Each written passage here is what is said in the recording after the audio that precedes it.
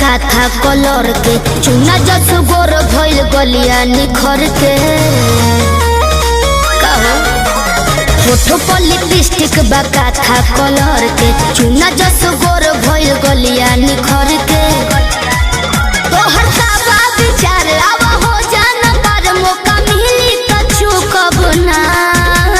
सुना जवानी तो हजारदा के पानी भइल चबाइल की ठूक बना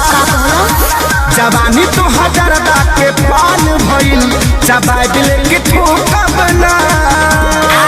भोर जतनी करे जाओ जोर जइबो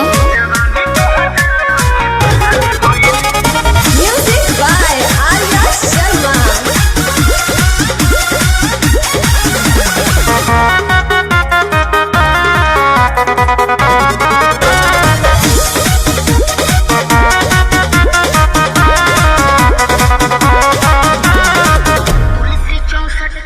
तुलसी 64 की मामी ये राजा भइल बा मोर अंगड़ाई यही से ताव पता चाव से दिया खानी की नहसा हो जाई पावर बहु प्यास लगी तुलसी 64 की मामी ये राजा भइल बा मोर अंगड़ाई यही से ताव पता चाव से दिया खानी की नहसा हो जाई तू करो न फील मन भइल बगिल पानी डलबा त सुख बना अच्छा हाँ जवानी तो हजारदा के पानी भइल चबाइल की ठूक बना जवानी तो हजारदा के पानी भइल चबाइल की ठूक बना मछिया के गिर जइबो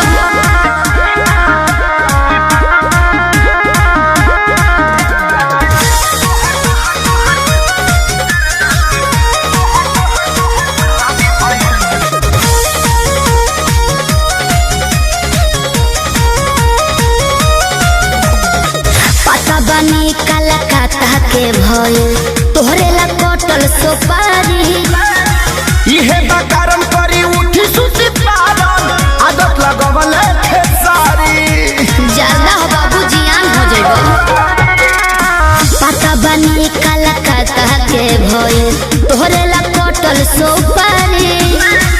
इहे बकारम करी उठी सुती पारन आदत लगवल खेसारी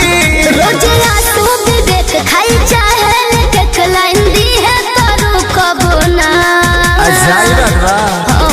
जवानी तो हजारदा के पानी भइल चबाइल की ठूक बना जवानी तो हजार